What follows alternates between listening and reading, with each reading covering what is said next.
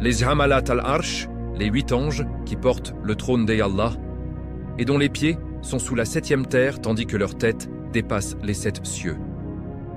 Écoute bien, ferme les portes, éteins la lumière, et écoute. En ce moment même, au-dessus de tout ce que tu peux imaginer, au-delà des 7 cieux, au-delà du Sidrat al-Muntaha, au-delà même du voile de lumière que seul le prophète, sallallahu alayhi wa sallam, a franchi, il y a le trône d'Allah, le plus grand de toute la création, plus vaste que tous les cieux et toutes les terres réunies. Il n'a ni commencement ni fin. Il est porté par 8 anges, 8, pas plus, pas moins. Et le jour du jugement, ils ne seront plus 8, mais 8 rangées entières, des millions et des millions d'anges, parce que le trône s'agrandira jusqu'à englober toute la création. Aujourd'hui, ces 8-là sont là. Leurs noms ne sont connus que d'Allah, mais les savants disent comme ils sont si immenses que la distance entre le lobe de El, oreille de l'ode d'un déi, eux et son épaule, est de 700 années de voyage. Leurs pieds reposent sous la 7e terre, dans un lieu appelé Sijin, et leur tête dépasse le trône lui-même.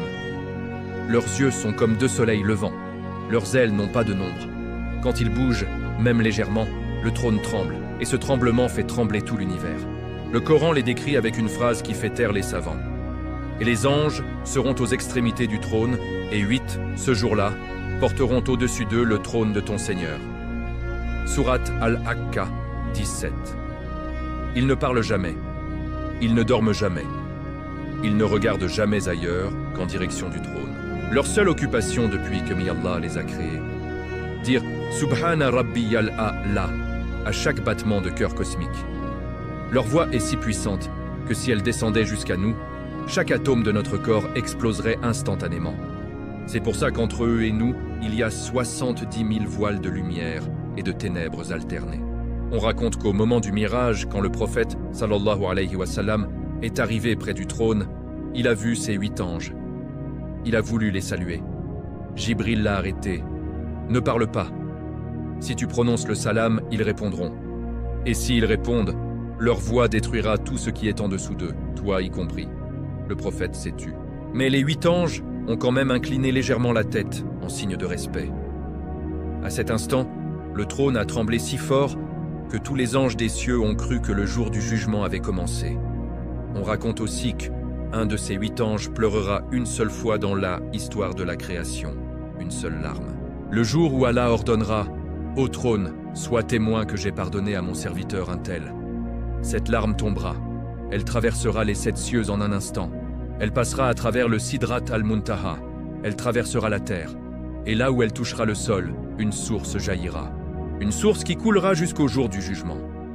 Et quiconque boira une seule gorgée de cette source entrera au paradis sans compte.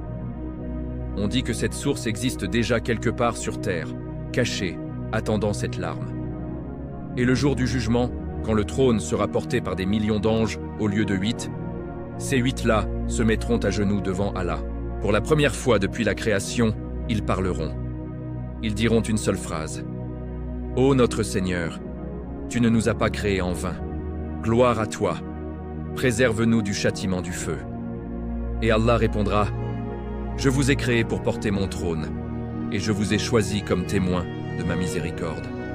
Entrez au paradis sans compte. » Aujourd'hui, en ce moment même, il nous regarde. Oui, il nous voit. Il voit chaque prière que tu rates, chaque larme que tu verses dans Sujoud, chaque fois que tu dis « Subhanallah » sincèrement, et chaque fois que tu le dis machinalement. Il voit tout, et il tremble pour nous, parce qu'ils savent ce que signifie porter le trône de celui qui décide de tout. Un jour, très bientôt, le trône descendra. Pas tout à fait sur terre, mais assez bas pour que chaque être humain le voie de ses propres yeux. Et ces 8 anges seront visibles. Et quand tu les verras, tu tomberas à genoux. Tu ne pourras pas faire autrement. Et tu comprendras enfin ce que signifie la grandeur d'Allah. Et à ce moment-là, il sera trop...